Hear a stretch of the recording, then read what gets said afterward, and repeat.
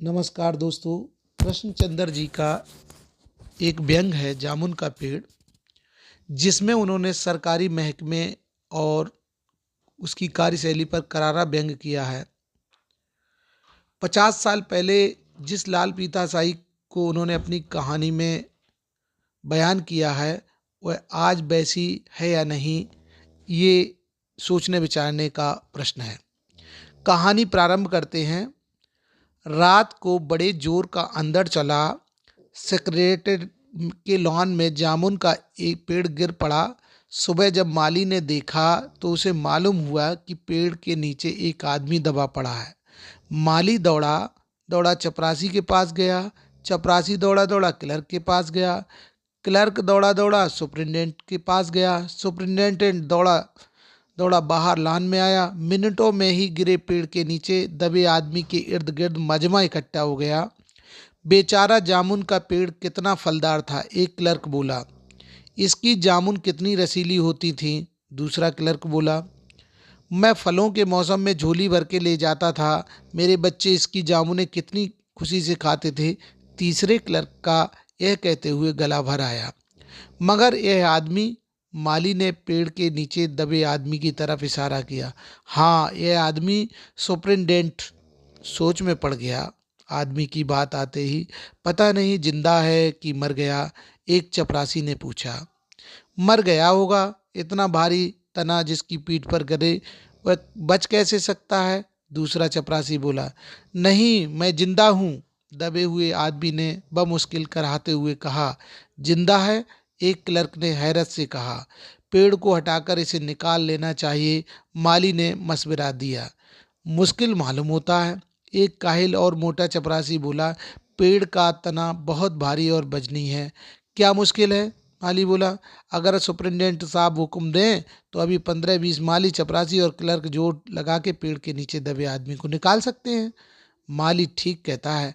बहुत से क्लर्क एक साथ बोल पड़े। लगाओ जोर, हम तैयार हैं। एकदम बहुत से लोग पेड़ काटने पर तैयार हो गए। ठहरो, सुपरिटेंडेंट बोला। मैं अंडर सेक्रेटरी से मशवरा कर लूँ। सुपरिटेंडेंट अंडर सेक्रेटरी के पास गया।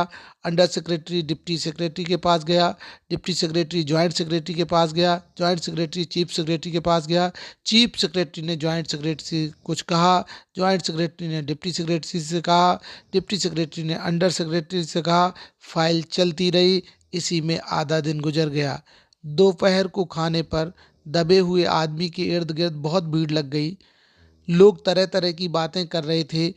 कुछ मनचले क्लर्कों ने मामले को अपने हाथ में लेना चाहा।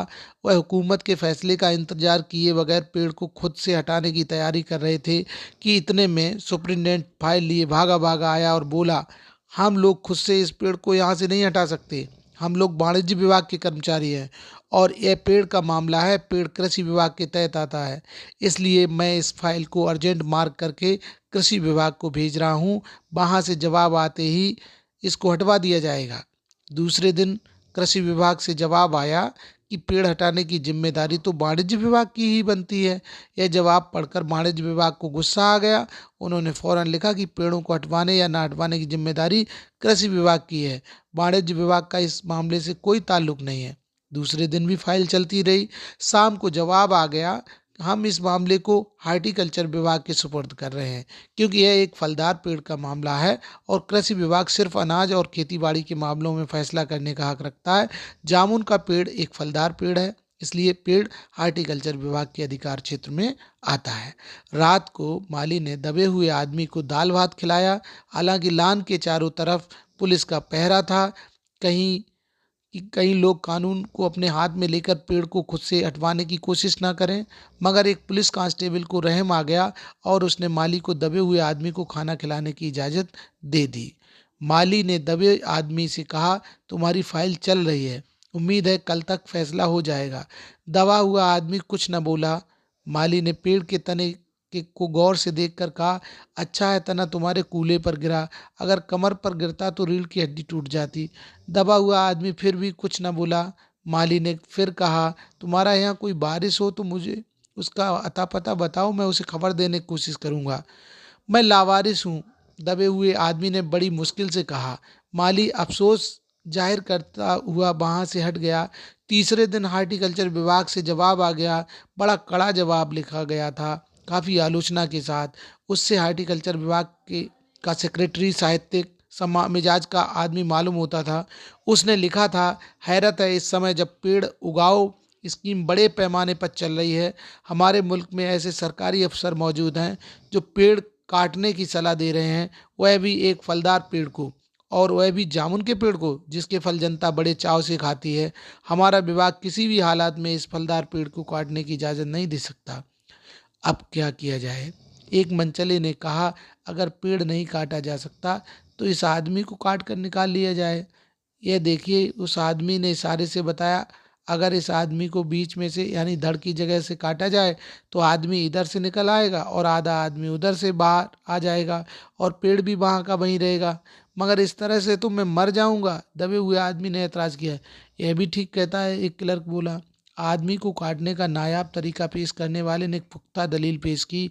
आप जानते नहीं हैं, आजकल प्लास्टिक सर्जरी के जरिए धड़ की जगह से इस आदमी को फिर से जोड़ा जा सकता है। अब फाइल को मेडिकल डिपार्टमेंट में भेज दिया गया। मेडिकल डिपार्टमेंट ने फौरन इस पर एक्शन लिया और जिस दिन फाइल मिली उसने उसी दिन विभाग के सबसे काबिल प्लास्टिक सर्जन को जांच के लिए मौके पर भेज दिया।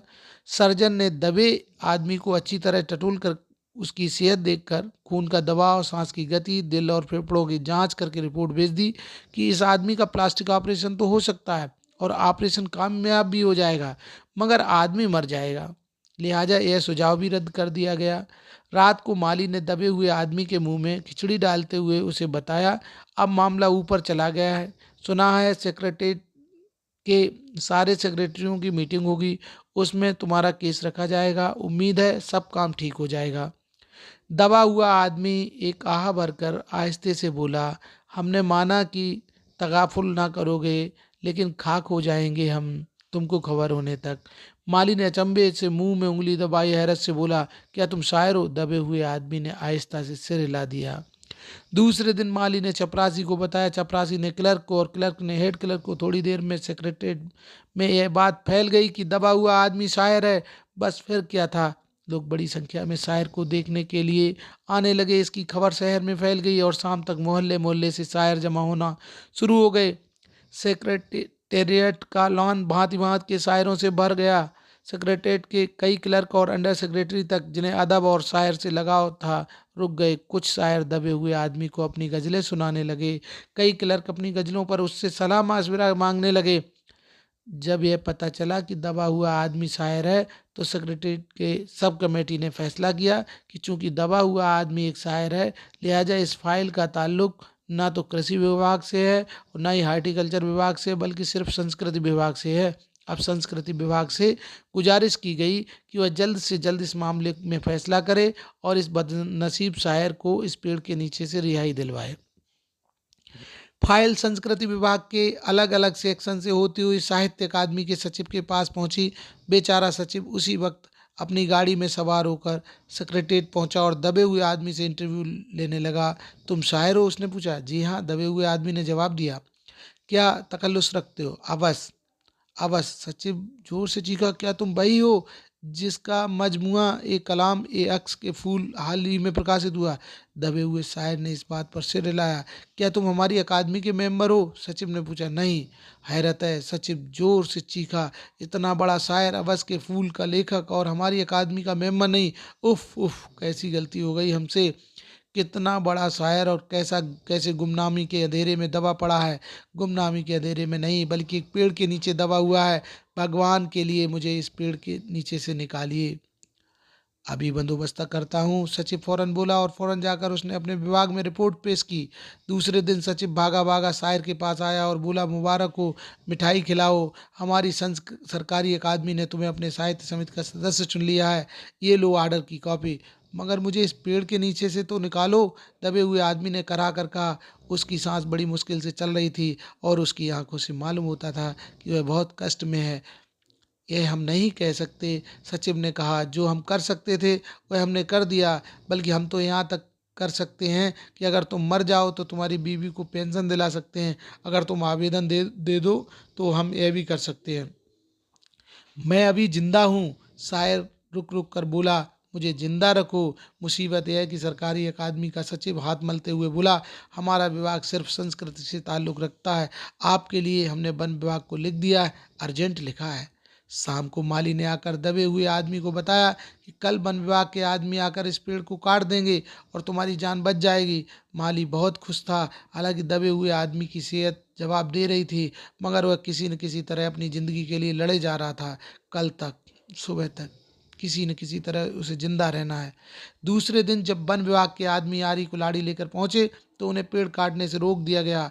मालूम हुआ कि विदेश मंत्रालय से हुक्म आया है कि इस पेड़ को न काटा जाए। वजह यह थी कि इस पेड़ को 10 साल पहले पिटोनिया के प्रधानमंत्री ने सेक्रेटरीट के लॉन में लगाया था। अब यह पेड़ अगर काटा गया तो इस बात का पूरा अंदेशा था कि पिटोनिया सरकार से हमारे संबंध हमेशा के लिए बिगड़ सकते हैं। मगर एक आदमी की जान का सवाल है। एक क्लर्क गुस्से से चिल्लाया। दूसरी तरफ से दो हुकूमतों के ताल्लुकात का सवाल है। दूसरे क्लर्क ने पहले क्लर्क को समझाया, और यह भी तो समझ लो कि पिटोनिया सरकार हमारी सरकार को कितनी मदद देती है। क्या हम इनकी दोस्ती की खातिर एक आदमी की ज़िंदगी को भी कुर्बान नहीं कर सकते? शायर को मर जाना चाहिए। बिल्कुल। अंडर सेक्रेटरी ने सुपरिटेंडेंट को बताया, आज सुबह प्रधानमंत्री दौरे से वापस आ गए हैं। आज 4 बजे विदेश मंत्रालय इस पेड़ की फाइल उनके सामने पेश करेगा। वो जो फैसला देंगे वही सबको मंजूर होगा। शाम 4 बजे सुपरिटेंडेंट शायर की फाइल लेकर उसके पास आया। सुनते हो, आते ही खुशी से फाइल लहराते हुए चिल्लाया, प्रधानमंत्री ने पेड़ को काटने का हुक्म दे दिया है और इस मामले की सारी अंतर्राष्ट्रीय जिम्मेदारी अपने सिर पर ले ली है।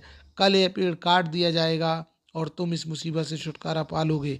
सुनते हो, आज तुम्हारी फाइल मुकम्मल हुई। सुपरिटेंडेंट ने शायर के बाजू को हिलाकर कहा, मगर शायर का हाथ सर्द था। आंखों की पुतलियां बेजान थीं और चींटियों की एक लंबी कतार उसके मुंह में जा रही थी।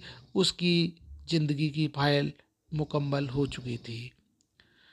तो ये था नौकरशाही पर व्यंग, जो संभवतः 50 वर्ष पूर्व लिखा गया था। आज किस स्तर पर है नौकरशाही, आप कमेंट्स करिएगा।